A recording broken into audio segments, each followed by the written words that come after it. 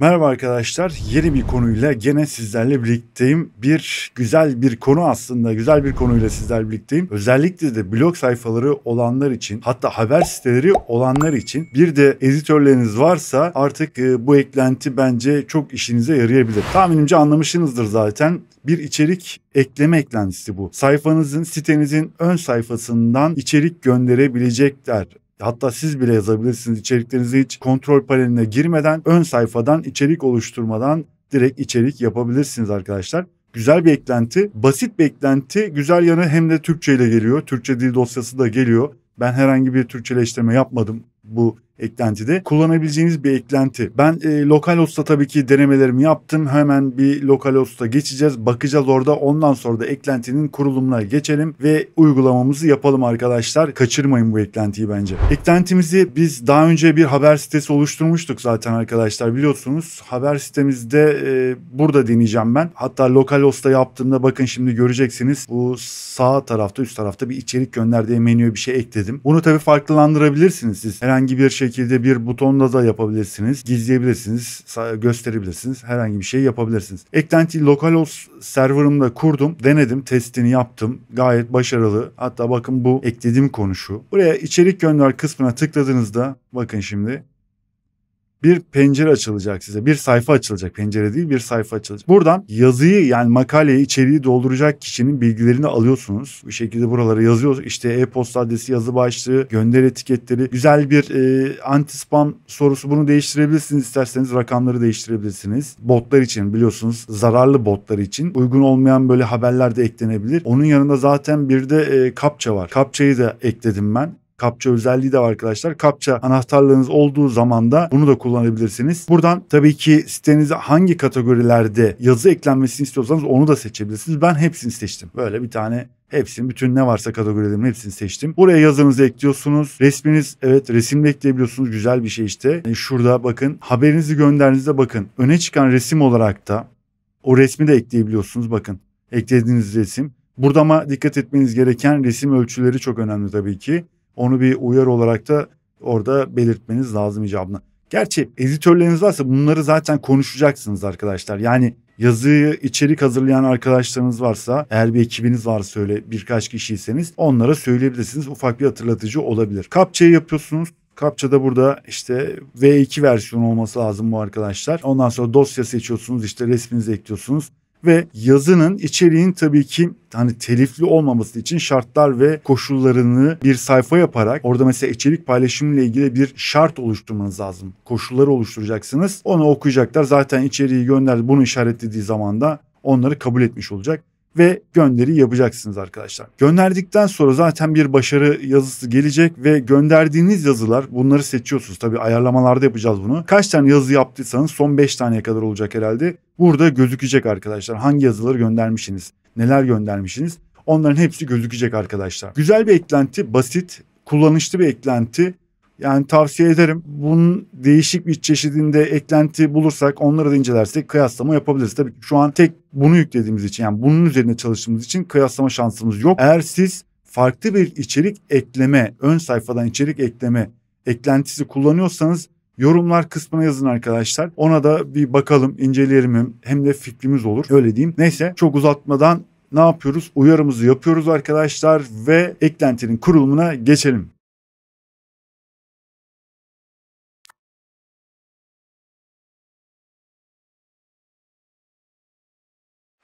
Haber sitemize geldik arkadaşlar. Haber sitemiz bu internette yayınlanan, buraya yapacağız eklentimizi. Burada kuracağız eklentimizi, ayarlayacağız. Herhangi, bakın, menüde herhangi bir şey yok. Burada işlemlerimize başlayacağız. Başlamadan önce eklentimize bir bakalım. Kısaca hemen bir geçelim şöyle. Kullanacağımız eklenti bu arkadaşlar. Bakın, açıklamalar kısmında linkini paylaşacağım sizinle. Oradan da geliştiricinin sayfasına girip eklentiyle ilgili bilgilere ulaşabilirsiniz.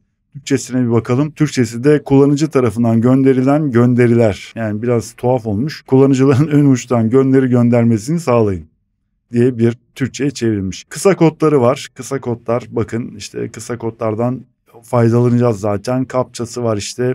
Ya dediğim gibi basit. Bayağı kullanan var ama yani bayağı bir oylama almış baktığınız zaman. Şu anki WordPress sürümümüzde uyumlu. İnceleyin arkadaşlar, Türkçe'ye çevirin ve okuyun. Güzel şeyleri var. içerikleri, bilgileri falan var yani, öyle diyeyim size.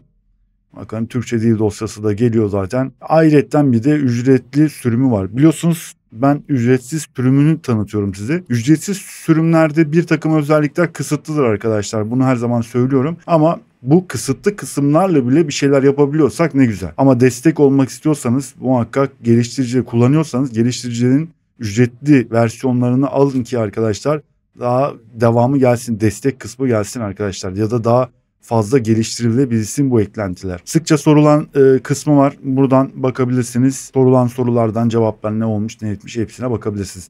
Neyse, bunu da anlattık. Kapça olayımız var arkadaşlar. Localhost'ta yapmıştım ben. Ayrıca benim zaten kapçalarım var. Bu kapçalardan birini alacağız. API anahtarlarını alacağız. Onu kullanacağız. Şimdi kontrol panelimize geldik. WordPress kontrol panelindeyiz. Haber sitemizin kontrol panelindeyiz. Eklentimizi bir kuralım. Şunu bir kopyalayalım. Ondan sonra eklentiler kısmına gelip yeni ekle deyip ondan sonra aratalım. Arama kısmına yapıştıralım. Buradan eklentiyi kuruyoruz ve etkinleştiriyoruz arkadaşlar.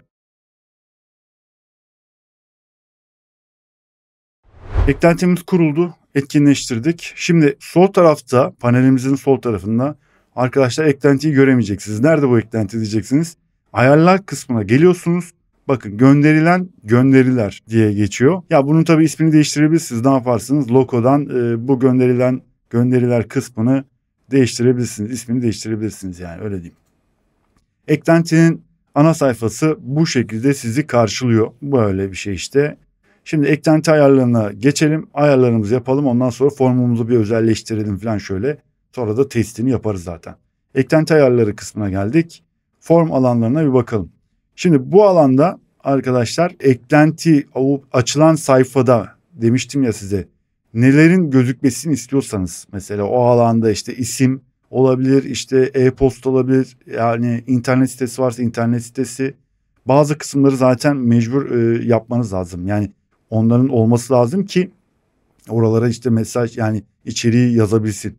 Kullanıcı adı etkinleştir ve gerektir. 3 tane seçenek var. Etkinleştir ama gerekli kılma. Bu alanı devre dışı bırak. Hepsinde hemen hemen hepsi böyle zaten. Şimdi etkinleştir, isim olsun zaten arkadaşlar. Eğer şöyle bir şey var. İçeriği paylaşan kişi sitenize üye olmayabilir.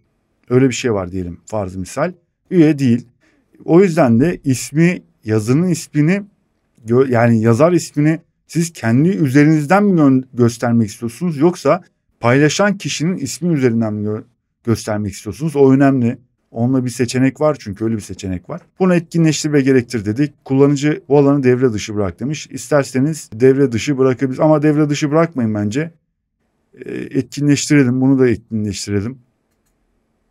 Yani en azından bir geri dönüş yapabilirsiniz karşı tarafa e-posta üzerinden. Kullanıcı URL'si gerek yok. Bu alanı devre dışı bırakıyorum. Yani size kalmış. Hangisini seçmek istiyorsanız size kalmış artık. Yani ister açarsınız ister açmazsanız. Yazı başlığı olacak. Gönderi etiketleri olacak. Evet. Gönderi kategorisi olacak. Evet. Mesaj içeriği etkinleştirdik. Özel alan burada, isterseniz bir alan verebilirsiniz. Alanda da yazının içeriğiyle ilgili editör, yani içerik paylaşıcı sizinle bir şeyler paylaşmak isterse buraya yazabilir. Size kalmış. Yarışma sorusu dediği anti spam, işte hani botlara karşı hani rakamlar vardı ya, toplamı kaç eder işte şu bu filan, o etkinleştireceğiz. Bu alanı devre dışı, yani kapçayı şu an kalsın, ondan sonra açalım. Resim yüklemeleri evet olsun, neden? Yazınızın, içeriğinizin bir içerik öne çıkan bir resmi olması lazım. O yüzden de bu alan önemli. Resim yüklemelerini olanak vereceğiz. Başka da herhalde bir şey yok form alanında. Daha fazla seçenek içinde ücretli sürümüne geçin diyor zaten. Neyse, genel ayarlara geldik. Genel ayarlarda form stilimizle ilgili. Bakın buralarda çok fazla bir şey oynamıyorsunuz zaten. HTML5 formu varsayılan CSS demiş. Bunu isterseniz, yani bu şekilde tavsiye edilen bu zaten. Bu şekilde bırakıyoruz. JavaScript evet olsun. Hedeflenen yükleme burada varsayılan olarak CSS, JavaScript, onlara hiçbir şey yazmıyorsunuz. Yazı tipinde, şimdi yazı gönderici için post, yani içerik gönderici için WordPress gönderisi, yani post yazı kısmını, bunu seçiyorsunuz. Sayfa olarak seçmeyin arkadaşlar. Sayfa göndermeyecek size. İçerik gönderecek çünkü. Bu şekilde kalacak. WP gönderisi. Gönderi durumu ise bakın burası çok enteresan. Gönderi durumu da ilk başta şimdi tanımadığınız birisi ise arkadaşlar, tanımadığınız editörse, içerik paylaşıcıysa burada beklemeye varsayılan zaten beklemede olarak gelir. Ama belli bir artık hani tanışıklığınız var ya da bir güven ortamı oluştuktan sonra olabilir. İsterseniz bunu taslak beklemede zaten aynı hemen hemen bu şekilde çıkarıp hemen yayınla da diyebilirsiniz. Bakın içeriği gönderdiği zaman, paylaştığı zaman, size gönderdiği zaman yazı direkt yayınlanır. Ya da bakın birkaç tane mesela yazıdan sonra, içerikten sonra mesela işte hani 1, 2, 3, 5 bakın 17, 20 kaç tane gitmiş? 20 taneye kadar var. 20 tane yazısı toplamda 20 yazısı yayınlandıktan sonra artık otomatik olarak yayınlansın seçeneği bile var. Öyle diyeyim size. Yani bu işte dediğim gibi belli bir güven oluşmasından sonra olabilir belki. Kötü amaçlı insanlar da olabilir, farklı şeyler de olabilir. O yüzden de başta beklemede alabilirsiniz ama bu zaman ne yapacaksınız? Sitenizi muhakkak kontrol etmeniz lazım. Yönlendirme bağlantısı bu boş kalacak çünkü birden fazla da içerik paylaşabilir. Siz o içerikleri mesela ne yaparsınız? Planlayabilirsiniz. Yani bugün bir tane, yarın bir tane, öbür gün bir tane öyle gidebilir. İşte başarı mesajı demişiz. İşte başarı gönderimiz için teşekkür ederiz. Bunu şöyle yapalım. İçeriğiniz başarıyla gönderildi diyelim. Gönderimiz için teşekkür ederiz. Hata mesajı var. Özel içerik boş demişiz. Zengin metin editörü. Editör olsun. Olabilir editör. Neden olabilir? Link ekleyebilir. Belki o yazıların içinde bunlara o linkler yani kalınlaştırabilir. Paragraflar falan bu şekilde bunu kullanabilirsiniz. Hatta şöyle mi yapalım? Localhost'taki kısmı da açayım ki oradan da en azından ne demek istediğimi anlarsınız. Bakın şu alan yani isterseniz bunu da kapatabilirsiniz. Yani bu alanı göstermezsiniz. Yalnızca yazıyı yani yapıştırır. O size kalmış. Ama ben açık bırakıyorum. Benzersiz başlıklar gönderilen gönderi başlıklarının benzersiz olmasını zorunlu kılın. Birden çok yinelenen gönderi önlemek için kullanışlıdır. Bunu da seçelim. Gerekli devre dışı bırakın. Form alanında gerekli tüm özellikleri devre dışı bırakın. Bunu seçmenize gerek yok. Seçmeyin zaten. Çünkü yani bir isim kısmı ya da e-posta işte ya da içerik gerekli alanlar arkadaşlar. Buraları doldurmazsa içeriği gönderemez size. O yüzden gerekli. Oraları doldurması lazım. IP izlemeyi devre dışı bırak demiş. Herhangi bir kullanıcı IP adresini toplamayın veya saklamayın. Bu da şeye geliyor. Bununla ilgili zaten dediğim gibi bir videomuz var arkadaşlar. GDPR onayı demiştik ya da çerez onayı demiştik. Sitenizde zaten bunu yapmanız lazım. Yani çünkü siz karşı taraftan eğer bu şekilde bir e-posta alıyorsanız, bir bilgi alıyorsanız bunları saklıyorsunuz tabii ki. Kodluyorsunuz. Bunlar saklanıyor ya da işte üçüncü taraf eklentiler tarafından kullanılabiliyor bazı işte hani bu bilgiler falan. Onları bildirdiğiniz bir çerez yazısı, bir onay yazısı yapmanız lazım zaten sayfanızda olması lazım ki bunu okuması lazım. Hani şartlar ve koşullar demiştik ya. O öyle bir sayfada bunları paylaşabilirsiniz. E-postalarınızı neden alıyoruz? E-postanızı neden alıyoruz? İşte isminizi neden alıyoruz? İşte içerik paylaşıyorsunuz şu bu. Bunları açıklayıcı olarak bildirmeniz lazım. Çünkü IP de sonuçta bir IP'den gelecek. IP bilgisayar internet adresi var. Sonuçta IP numarası var. Onlar toplanacak çünkü. Nereden gelmiş, nereden etmiş diye. Kısa kodları, widgetlerde kısa kodları etkinleştirme varsayılı olarak WordPress widgetlerde kısa kodları etkinleştirmez demiş. Bu ayar widget tüm kısa kodları etkinleştir. Hatta diğer ekranına gelen kısa kodlar demiş. Tamam bunu da etkinleştirelim bakalım. Onu da yaptık. Kullanıcı ayarlarına bakalım.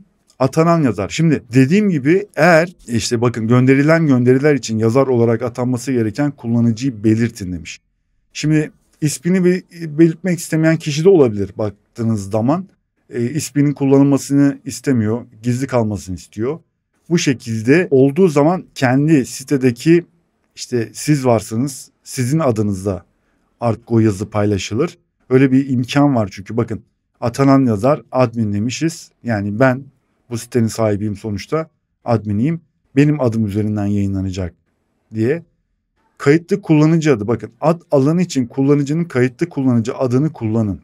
Eğer kayıtlıysa sitenize kayıtlıysa kayıtlı olarak sitede hangi isimle kayıtlıysa o şekilde ismi çıkacak. Hatta şunu şöyle yapalım onu da işaretleyelim. Kayıtlı e-posta e-postaların değeri olarak kullanıcının kayıtlı e-postasını kullanın. Kullanıcı WordPress'te oturum açtığında geçerlidir diyor. Bakın burada işte iki seçenek var. Dediğim gibi isterseniz içerik kısmını kayıtlı kullanıcılar tarafından yapabilirsiniz. Yani sitenize kayıt olan kişiler yalnızca içerik paylaşabilir. Bu imkan da var arkadaşlar. WordPress'in adminin login giriş kısmıyla sitenize kayıt olduktan onun zaten penceresi çıkacak. Eğer onu seçerseniz oradan mesela onu da gösteririz gerçi de.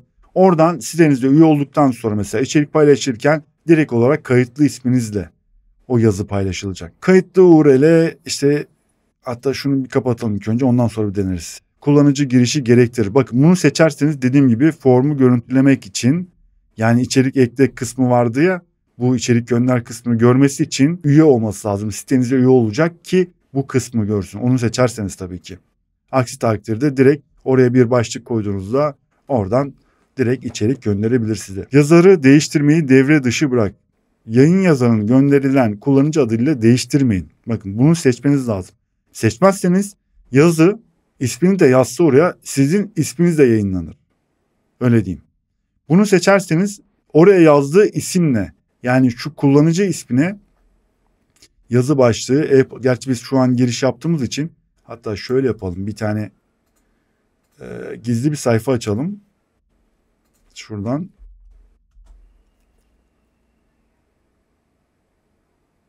Şimdi burada kayıt giriş yapmadığımız için bakın burada işte adınız yani buraya yazdığınız isimle bu sefer paylaşılır. Öyle diyeyim. Bunu tabii işaretleyin. İşaretlemezseniz admin olarak işte ya da seçtiğiniz bir kullanıcının adı tarafından içerik paylaşılır. E-posta uyarıları. E-posta uyarısı al. Yeni gönderilmen için e-posta uyarıları gönderin demiş. Evet aslında güzel. Neden? Bir içerik eklendiği zaman sizin sayfanıza da yani size de haber gelecek böylece. İçerik eklendi diye. Bu işaretli kalsın işte sayfa e-postaları. Ondan sonra buraları istediğiniz gibi bakın doldurabilirsiniz. Bunları kullanabilirsiniz. Mesela e-posta uyarısı konusu şuraya mesela şunu alın. Şöyle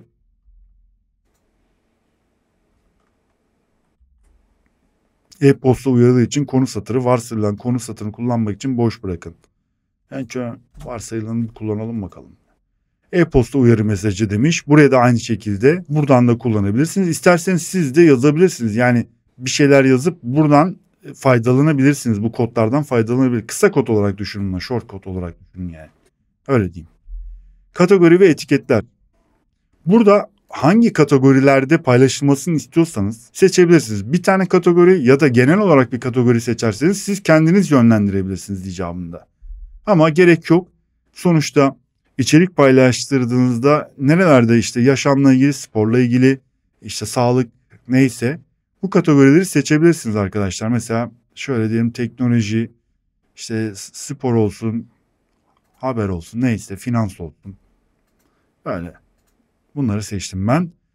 Çoklu kategori derseniz seçerseniz arkadaşlar birden fazla kategoride yazının paylaşılmasını sağlarsınız. Böyle seçebilir bu sefer içerik paylaşıcı. Benim yazım hem teknolojide çıksın hem de finansta çıksın diye. Öyle bir seçenek var. Gizli varsayılan kategori gönderi kategorisi için gizli alan kullanım kategorinin gizler sonraki seçenek aracı değerinin ayarlar demiş. Bunu seçerseniz diğer kategorileri görmeyecek o zaman.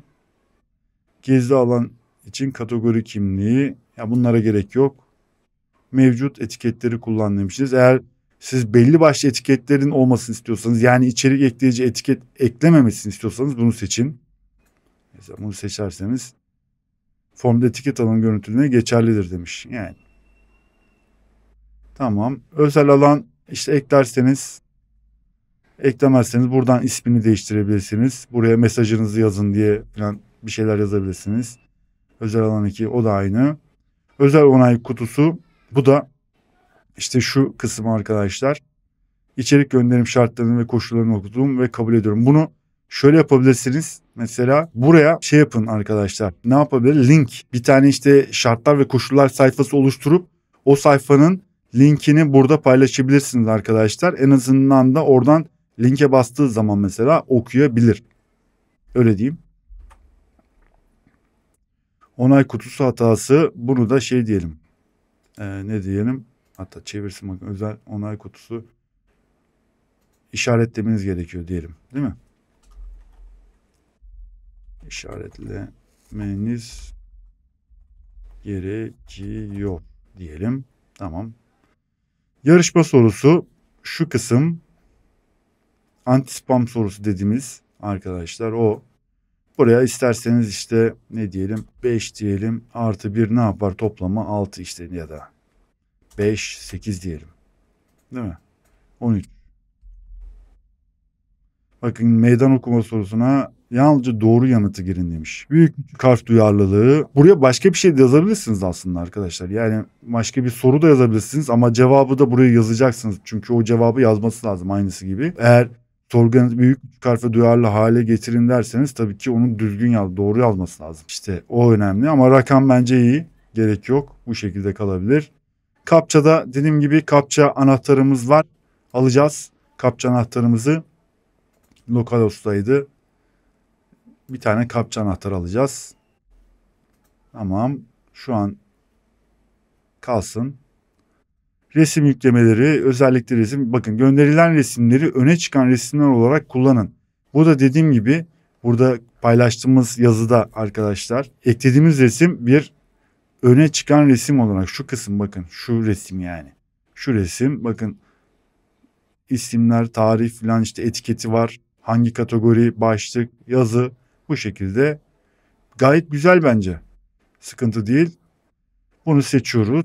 Burada öne çıkan görseller diğer adıyla postunu tema desteği gerektirir demiş. Tamam, temanızın desteklemesi lazım yani büyük olması için. Hem büyütecek hem küçültecek şekilde. Başka bir resim ekle, bağlantı, mesaj yüklemek. Lütfen yüklemek için resimlerinizi seçin demişiz. Minimum resim sayısı 0. Yani bir tane resim eklemesi lazım arkadaşlar. Maksimum görüntü sayısı 1. Bu 1 olarak kalacak. Birden fazla isterseniz içeriğin içinde resim ekletebilirsiniz. O size kalmış. Ama tabii işte hani yer alanının bakımından, ama bir haberde bir resim yeterlidir. Minimum görüntü genişliği. Bakın maksimum görüntü genişliği, bu dediğim gibi sizin sayfanızda resimleri nasıl paylaştığınıza bağlı. Yani maksimum, gerçi bu maksimum görüntü genişliği ile görüntü yüksekliği. Bu 1200'de 720'de olur, işte 1500'de 1100'de olur. Ama 1600'de mesela 1600'ü vermez. Direkt 1500 olarak algılar. Öyle diyeyim hani. Üstüne çıktığı zaman. Başka ön ekranı demiş. Görüntü ekranı gösterme, görüntüleri veya daha fazla otomatik olarak görüntüleyin. Şu kısım arkadaşlar.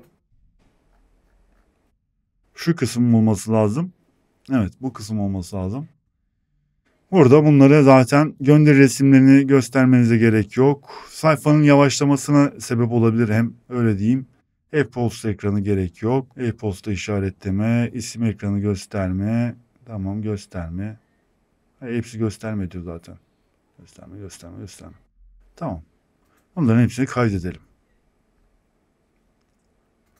Formu gönder. Gönder formunu görüntüle. Burada işte kısa kodlarımız var tabii ki.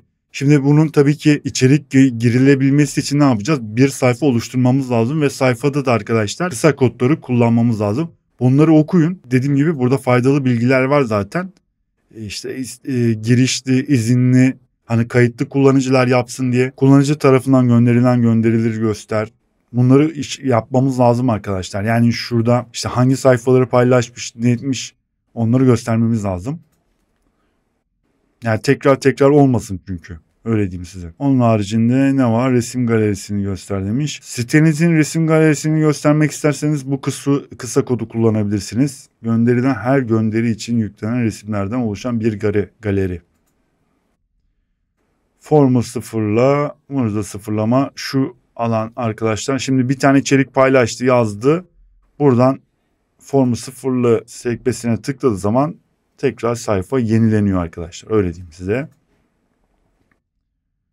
Başka ne var? Giriş kontrolü var. Bu da dediğim gibi kayıtlı kullanıcıların yalnızca giriş yapmasını istiyorsanız küçük bir sayfada bir giriş formu, kayıt formu oluşturuyor. Oradan kayıt yapabiliyorlar. İsterseniz arkadaşlar onu kullanmazsanız da nasıl olur? Şey geliyor aklıma da. Yani WordPress'in kendi giriş kısmını kullanıp giriş alanını, içerik ekleme alanını gizlerseniz giriş yaptıktan sonra içerik ekleme alanını gösterebilirsiniz. Bununla ilgili videolarım olmuştu. Daha öncelerden de tam hatırlayamadım şimdi şeyde. E-ticaretle ilgili olabilir bu çünkü hani yapmıştık o zaman. Evet, e-ticaretlerle ilgili videolarım içinde birinde olacak o. Oradan mesela giriş yaptıktan sonra yani kayıt ol kısmı var. Kayıt olduktan sonra arkadaşlar ne oluyordu? O kayıt ol menüsü ismi değişip işte şey oluyordu. Çıkış oluyordu ya da başka bir şeye dönüşüyordu. Onu gösteriyordu yani. Öyle diyeyim. Öyle bir şey de yapabilirsiniz. Varsyanları geri yükle ve WordPress kaynakları demiş. Burada da geliştiricinin işte daha farklı şeyleri falan da var. Ayarlar kısmı bu kadar. Yani anlaşılmıştır diye düşünüyorum. İnceleyebilirsiniz arkadaşlar. Detaylı olarak inceleyin. Bakın şimdi biz ne yapıyoruz? Hemen formumuzu oluşturalım. Formumuzu oluşturmak için bir sayfada kısa kodları kullanacağız. Yani şu kısımlar bize lazım. Onları kullanacağız. Hemen sayfalar kısmına gidelim. Sayfalar kısmını oluşturmaya başlayalım. Geldik sol taraf sayfalar. Yeni ekle diyelim. Burası kalsaydı keşke. Evet. Şöyle yapalım o zaman. Neyse. Ona içerik ekle diyelim. Buraya bir kısa kod alacağız. Şimdi şöyle yapalım. Tekrar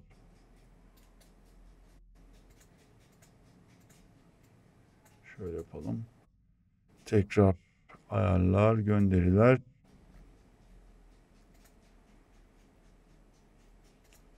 Şunu bir alalım. Kısa kodumuzu buraya yapıştırıyoruz. Ondan sonra şunu bir güncelleyelim. Yayınlayalım hatta pardon. İçerik ekle. Şimdi bunu yaptık. Ne yapalım? Bir menüye yani şuraya bir tane ekleyelim. Bir menü ekleyelim. İçerik eklemeye ilgili. Yani buraya ekleyebilirsiniz ya da burada çirkin gözükür derseniz arkadaşlar alt kısma şuraya bir yere eklersiniz. İçerik ekle diye yani. Editörler için ya da farklı bir şey editör kısmı yapabilirsiniz. Öyle bir şey yapabilirsiniz. Neyse. Gelelim menü kısmına. Görünüme geldik. Menülere geldik arkadaşlar. Burada bunu alalım. Ben şimdilik üst tarafa ekleyeceğim. İçerik ekle dedik. Tamam. Kaydedelim. Sayfayı yenileyelim. İçerik ekle kısmı geldi. Tıklayalım. Bak form bu şekilde geldi arkadaşlar. Adınız, e-posta, yazı başlığı, gönderi etiketleri. Mesela SEO. Yalnızca sayfada olanları demiştik ya onu değiştirebiliriz. İsterseniz değiştirmeyin kalsın. Siz kendiniz etiket yazabilirsiniz. Bu şekilde geliyor. Kategorilere bakalım. Bakın seçtiğimiz kategoriler. Görüntü yükleme var. Ortam ekle. Bakalım buradan nereye gidiyor? Evet. İçeriklerin olduğu kısma geliyor arkadaşlar. Bakın. İlk yüklenen öğeye sıçra diyelim.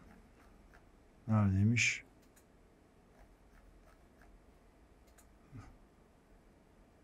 Buradan da mesela haber yani resim ekleyebilir ama bu tabii dediğim gibi size kalmış. Yani buradan resim kullanabilir ama isterseniz onu kaldırabilirsiniz. Şuradan çıkalım. Bu sefer editörü falan kaldırmanız lazım ya da onunla ilgili ayarlardan bir şey yapmanız lazım arkadaşlar. Engelleyici falan yapmanız lazım. Ortam yani buradan eklemeyecek. Yalnızca buradan dosya seç diyecek. İçeriğimizi buraya yazıyoruz. Dosya seç diyoruz ve içeriğimizin resmini buraya ekliyoruz arkadaşlar. Sonra gönderi gönder diyoruz. Gönderi gönder. Yani evet biraz saçma olmuş ama. Onu yaptık. Şimdi şöyle bir şey yapalım. Ne yapacaktık?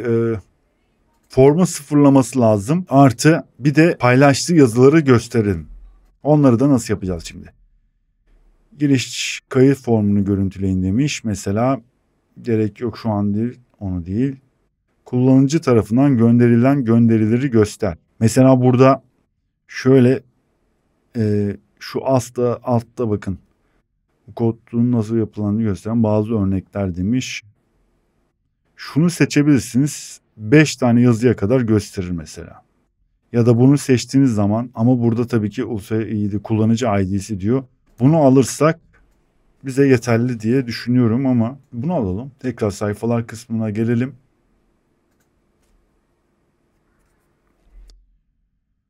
Düzenle diyelim. Buraya şimdi bir kısa kod daha ekleyelim. Hatta bir de sıfırlama vardı değil mi? Sıfırlamayı da ekleyelim. Resim galerisini göster demiş mesela. O zaman şöyle yapsak, şunu alalım. Bir tane daha kısa kod. Bunu aldık, şuraya koyduk. Tamam. Aldık. Şöyle bir güncelleyelim. Şunu kaldırmayı düşünüyorum ama bakayım ne verecek bize, nasıl bir şey.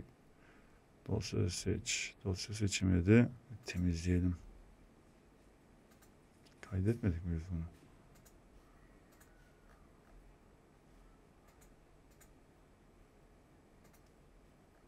Şöyle bir şey yapsak. Tabii daha yazı paylaşmadığımız için. Ondan sonra şey yapalım. Formu sıfırla. Evet, şunu da alalım. Sıfırlasın çünkü. Tekrar bir içerik gönderebilsin bize. Bir kısa kod daha. Tamam. Şuraya bir tane mesela başlık şey diyelim.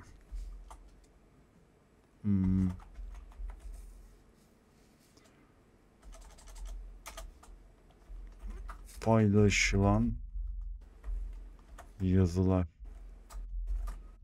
Yazılar diyelim.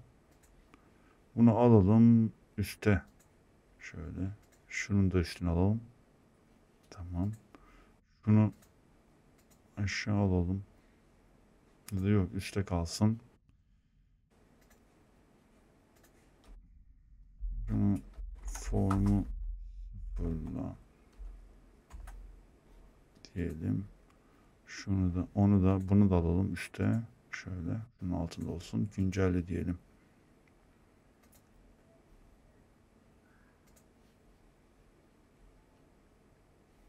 Paylaşılan yazılar yok. Formu sıfırla, formu sıfırla. Tamam. Şimdi bir tane örnek yapalım arkadaşlar. Şimdi gerçek kullanıcı ismini ya da biz gizli bir sayfa şeyden yapalım. Şuradan yapalım. Web sitelerimiz geldik. Arkadaşlar sektör videolarım var biliyorsunuz. Sektör videoları yapıyoruz. İşte ne vardı? Emlak vardı, diş kliniği vardı, oto kiralama vardı, otel vardı. Ondan sonra sosyal aile ilgili, e-ticaretle ilgili sayfalarımız var. Bunların demoları şu an hala yayında. Sene sonuna kadar tutabilirsem sene sonuna kadar tutacağım. Yani 2023'ün sonuna kadar. Ondan sonra sıfırlayacağım arkadaşlar sayfaları. Yani silinecek bu sayfalar. Yeni versiyonları çünkü üzerinde çalışacağız. Böyle düşünüyorum. Bilmiyorum. Şu an için öyle düşüncem var. Bakalım. Eğer olursa öyle bir şey yaparız.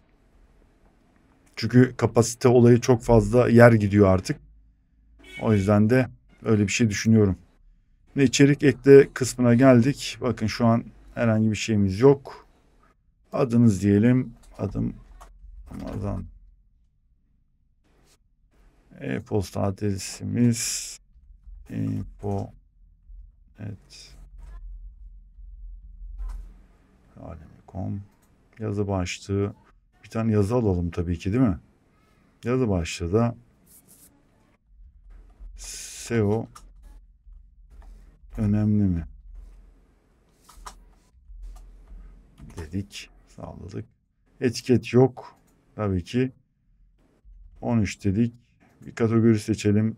Teknoloji olsun. Buraya da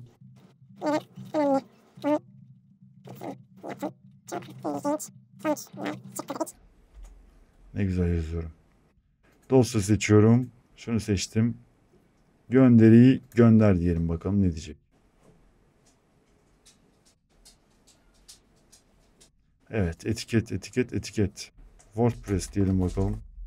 Var mıydı bu etiket? Bunu şey yapacağız herhalde arkadaşlar. Lütfen bazı etiketler seçin. Şunun ayarını ben bir değiştirelim. Nerede?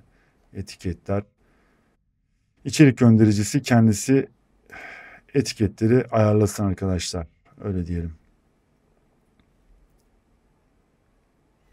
Evet şimdi kategori ve etiketler. Şunu kapatalım.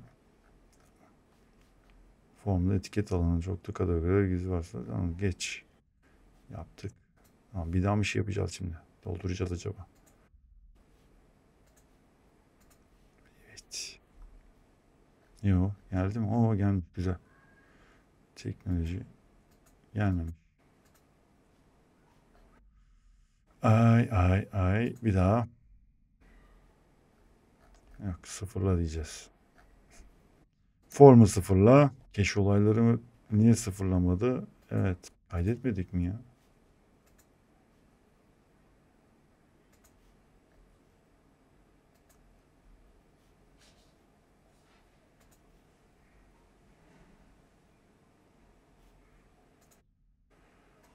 Evet, bakalım. Tamam. Burada düzelmiş. Burada niye düzelmedi? Düzeldi. Tamam. Neyse, içeriği şöyle yapalım. Ya şuradan bir şey alalım işte. Ne uğraşıyoruz biz de ya. Yapıştıralım gitsin yani. Tamam işte. Şunu alalım. Değil mi? Böyle yapıştıralım gitsin. Tamam. Dosya seçelim. Şunu seçtik. Başka bir şey var mıydı?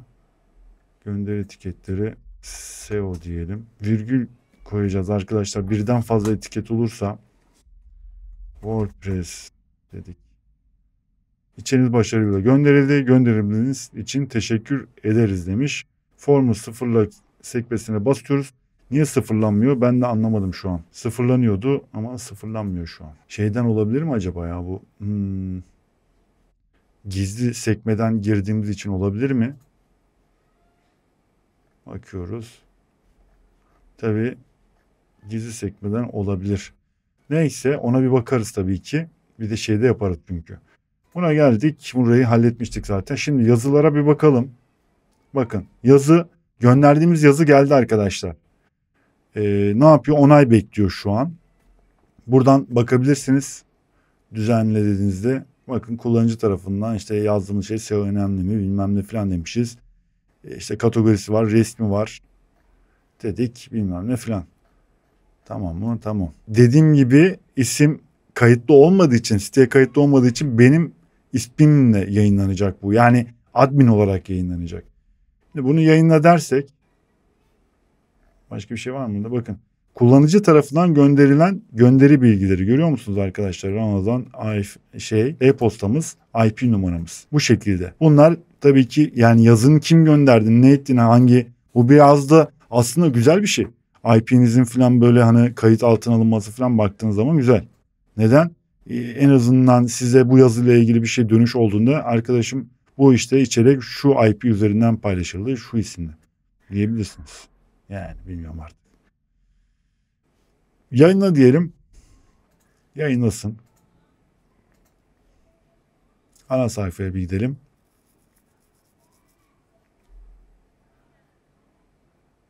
Nerede paylaşmıştık? Teknolojide paylaşmıştık değil mi? Evet, şurada. İçeriğimiz burada, bakın. Geldi.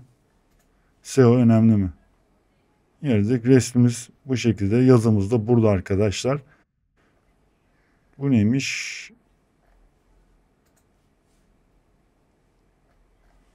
Evet, burada niye çıkıyor? Adınız. Form niye burada çıktı?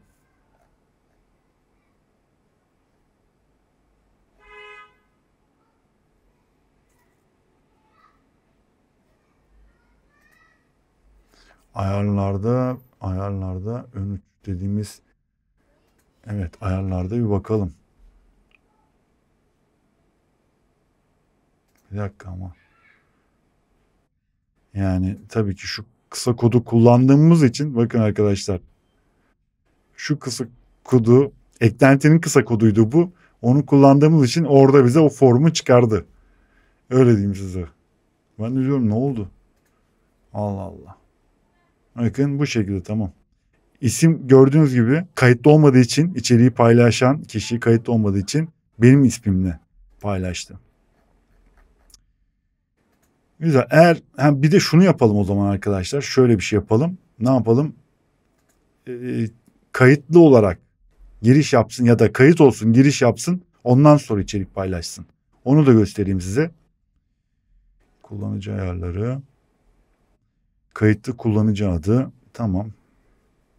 Kullanıcı girişi gerektirir. Şunu seçiyoruz. Onu kaydedelim. Ondan sonra şey lazım bize arkadaşlar şimdi. Kayıt kullanıcı tarafından giriş kayıt formunu görüntüle. Bu şunu almamız lazım çünkü. Kopyalıyoruz. Hatta şöyle yapalım arkadaşlar. Giriş kontrolünü sağla derken şunu kullanmamız lazım aslında. Şöyle yapacağız. Kopyala diyelim. Bunu değil tabii ayarlar bir şekilde yapacağız onu da. Sayfalar geldik. Düzenle diyelim. Şimdi şuraya üstte bir tane değil mi? Yani şöyle yapalım. Bir kısa kod oraya ekleyelim. Tamam. Şöyle bir güncelleyelim bir bakalım.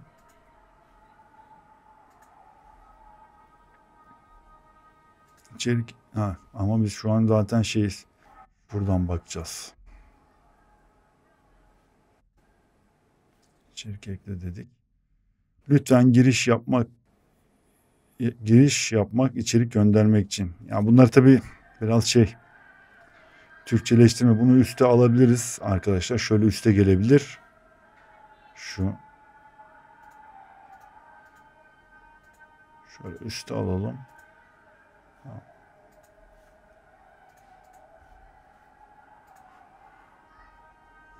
Böyle olabilir. Buradan bir giriş yapabilir. Bakın bu eklentinin şeyi. Giriş yapmak, unutmuş olmak demiş. Bir tane giriş yapalım mı? Şey yapalım ya. Hesabınız var mı? Giriş veya kayıt olun.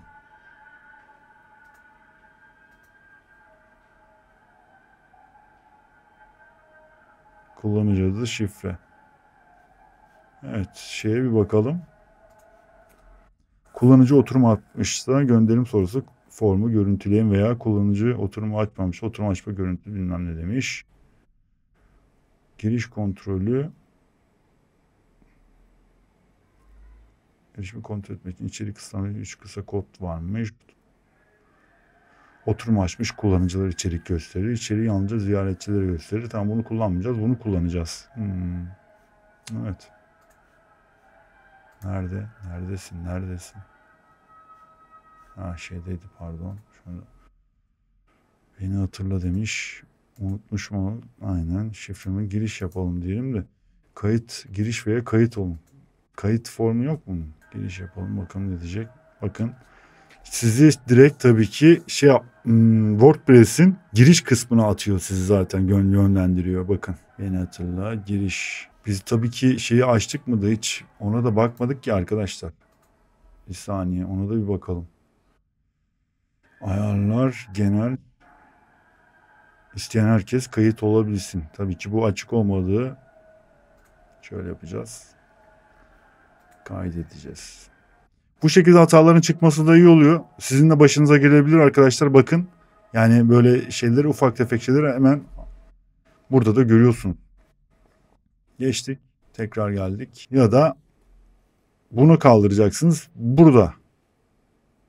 Yani bu şimdi şöyle düşün. Bir giriş yap kısmı var. Bir de kayıt ol kısmı var tabii ki baktığınız zaman. Yani eğer zaten sayfanıza bir şekilde kayıt olduysa zaten bir giriş ismi var.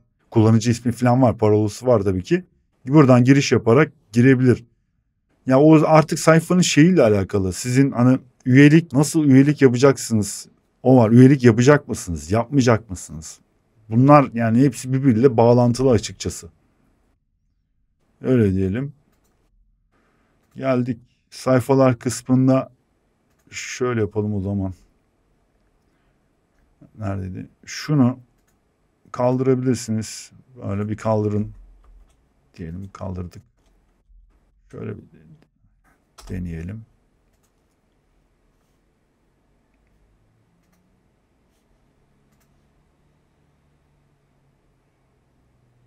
Kayıt olmak. Giriş yapmak, kayıt olmak, unutmuş olmak. Tamam, geldi. Cache probleminden dolayı tabii ki bunlar. Yani orayı kaldırdık. Kayıt yoksa kayıt olacak arkadaşlar. Varsa, gerçi o üyeler için de o kaldırdığımız alan. Member'da değil mi o, tabii. Şu kısımda. Member. Evet. Bir daha ekleyelim bakın. Şöyle şuraya ekleyelim mesela. Güncelle diyelim. Daha yeni diyelim.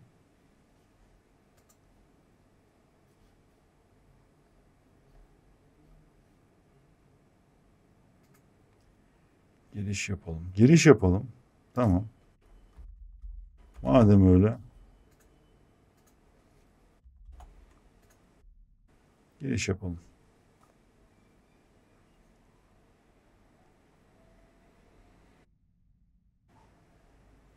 Giriş yaptık. Merhaba admin diyor.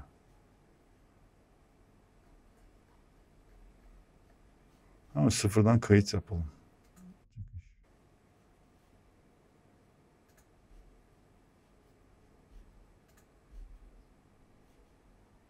Kayıt olalım. Kullanıcı adı Abuzer. E-posta info@com dedik. İyi olduk. Olalım.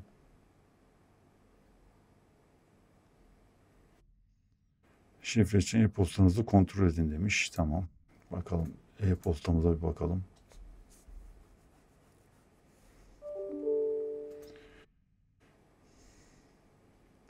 Nerede bizim info?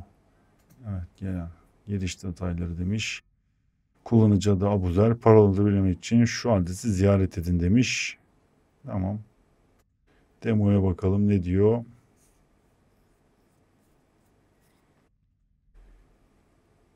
Bakın haber, bunların tabii Türkçeleşmesi lazım.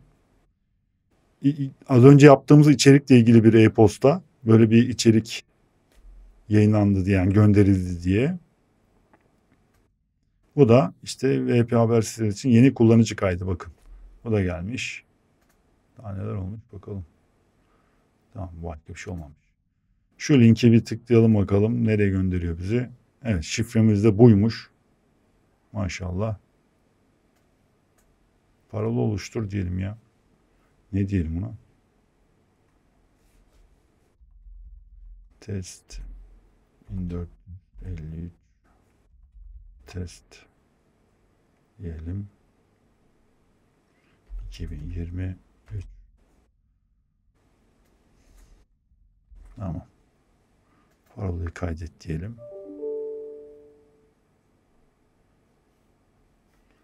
Şimdi gidelim. Giriş yapalım. Abuzer. Şifremizi de yapıştıralım. Giriş yap bakalım. Evet, Abuzer. Tamam.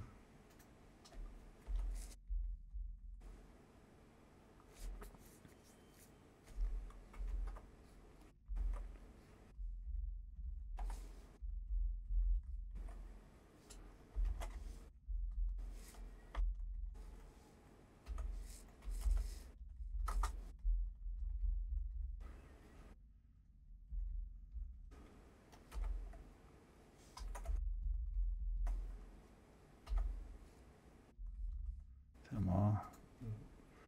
Anti-spam aynı arkadaşlar, bakın. Bir önceki de aynıydı. Bu gelecek. Yani bu şekilde sabit olarak gelecek. Değişmeyecek yani. Bunu da haber tarafına alalım. Buraya da yazalım bir şeyler.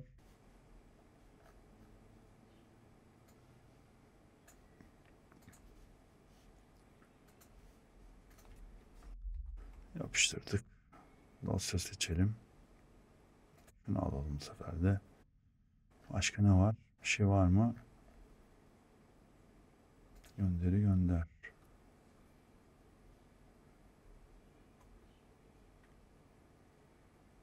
Göndersin bakalım.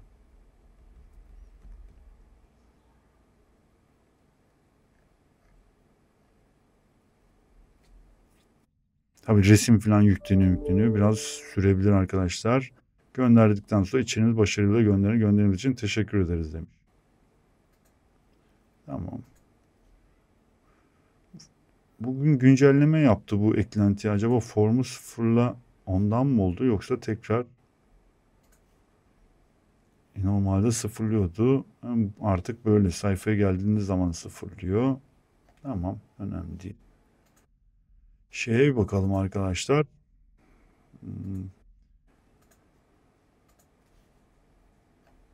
Selamlar geri yükle demiştik. Formu gönder, formu görüntüle.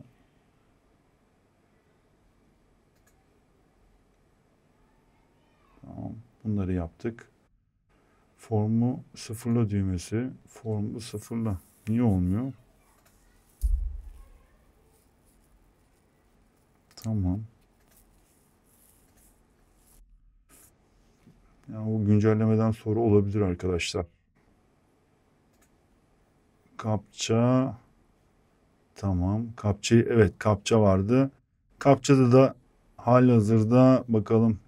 Maxent Maiden var. Localhost var. Localhost. Şu Localhost'unkini bir deneyelim mi ya? Gerçi internet sitemiz var ama. Ya da yeniden yapalım bir tane. 3 siteniz var demiş. Bir tane daha ekleyelim. Nereye gitti? Değil. alemi.com dedik. Tamam. Şimdi bir kodumuzu alalım. Kapça. Ve yapıştırdık. Şunu da aldık. Onu da buraya yapıştırdık. Onu da kaydettik. Tamam. Şey nerede arkadaşlar? Bir dakika. Bu alanı devre dışı bırak demişiz. Etkinleştir. Tamam.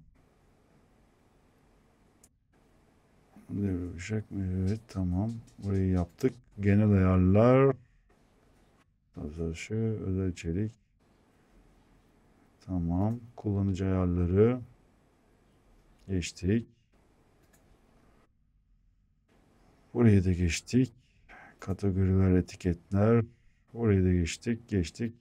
Özel onay kutusu, gönderi formu özel onay kutusunu görüntüle. Tabii işaretlemediğimiz için orada gözükmüyor. O da gözüme takıldı arkadaşlar. Niye diyeyim bir şey çıkmıyor diye de.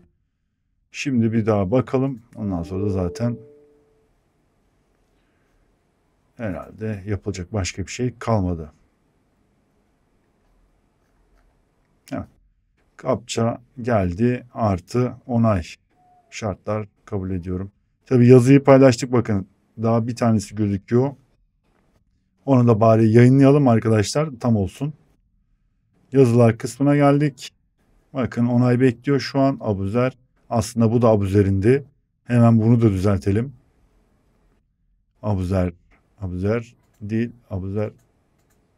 Evet, düzeltemiyor muyuz? Yazar admin olarak aldı, kaydetti. Neyse, şuna bir bakalım o zaman. Niye düzeltmiyor? Yazar admin diyor hala. Hayır canım. Yazar Abuzer. Yani Abuzer. Yayınla diyelim. Gönderen adı Abuzer. Tamam.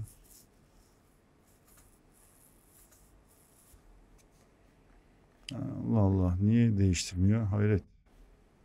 Bir şey mi atladık? İçerimiz nerede? İçerimiz nerede? Bakalım. İçerimiz nerede? Bakalım. Geldi mi? SEO önemli mi dedik? SEO önemli mi? SEO gerçekten önemli. Evet, gelmiş Abuzer olarak bakın. İçeriğimiz bir şekilde paylaşıldı. Etiketler burada. Burada şöyle yapalım. Bir daha yenileyelim bunu. Evet, burada 2 tane paylaşılan yazılar Burada çıktı. Formu sıfırla burada. Nasıl çalışıyor? Böyle çalışıyor. Evet. Neyse çok da uzatmayalım, karıştırmayalım olayı. Bence anlaşılmıştır. Yani baktığınız zaman basit. Arkadaşlar umarım faydalı yani bir eklentidir diye düşünüyorum. Sizin için faydalı olur. Ben beğendim eklentiyi. Sorunsuz çalışıyor. Bugün aslında bir güncelleme geldi. Bu videoyu çekmeden önce bir güncelleme yaptım. O güncellemeden dolayı acaba formu resetleme kısmı mı çalışmıyor ya da biz ayarlarda bir şey mi atladık tam anlayamadım ama genel itibariyle çalışıyor tabii ki. Gerekli kısımların nasıl olduğunu, nasıl yapıldığını anlattım size. İster giriş yapmadan içerik gönderebilir, isterseniz giriş yaparak kayıt olarak sayfanıza, sitenize kayıt olur. Giriş yapar ve içerik gönderir. Bu şekilde ön sayfadan yani ana sayfanızdan ön sayfada bir menü ekleyerek kısa bir yoldan içerik gönderebilirler editörleriniz. Öyle diyeyim size. Evet, güzel bir video, güzel bir eğitim konusu oldu bence bu. Faydalı olacağını düşünüyorum. Özellikle de işte blog ve haber sitesi tarzı olan kişiler için yani böyle içerik paylaşan kişiler için bence faydalı olduğunu düşünüyorum. Sektör videolarımız var arkadaşlar. Devam edeceğiz. Gene dediğim gibi şu an bir online kurs üzerinde çalışıyorum. Daha bitmedi işlemleri ama onu biraz işte öğrenmeye çalışıyorum. Zamanında bir yapmıştım ben de. Bayağı oldu ama. Yine üstünden biraz geçeceğim konuların. Onunla ilgili çalışmam olacak. Eklentilerimiz devam edecek. Güzelce ilerliyoruz. Yavaş yavaş ilerliyoruz ama iyi ilerliyoruz arkadaşlar. Sağlam ilerliyoruz. Bir sonraki videoda görüşmek üzere. Kendinize iyi bakın diyeceğim ama arkadaşlar Instagram sayfamızı da ihmal etmeyin. Instagram'da yayınlarım var. Bundan sonra Instagram'da da biraz daha böyle kendimle ilgili, çevremle ilgili şeyler de paylaşmayı düşünüyorum. Biraz daha fazla tanımış olursunuz beni de. Gerçi şu ana kadar kimse sormadı da. İleriki zamanlarda internetimiz iyi olursa böyle sohbet tarzında bir böyle canlı bağlantı yapmak istiyorum aslında. Güzel olur diye düşünüyorum. Yine Instagram sayfamızı söyledik. İnternet sitemiz maxhandmade.com forum kısmından önceki videolardaki eklentilerin dil dosyaları var. Türkçeleştirilmiş olarak onları da indirebilirsiniz. TikTok'ta da varız bu arada. Oraya da işte kısa videolar yüklüyorum falan. Yani bir şekilde çalışıyoruz arkadaşlar. Bir sonraki videoda görüşmek üzere. Kendinize iyi bakın. Hoşça kalın arkadaşlar.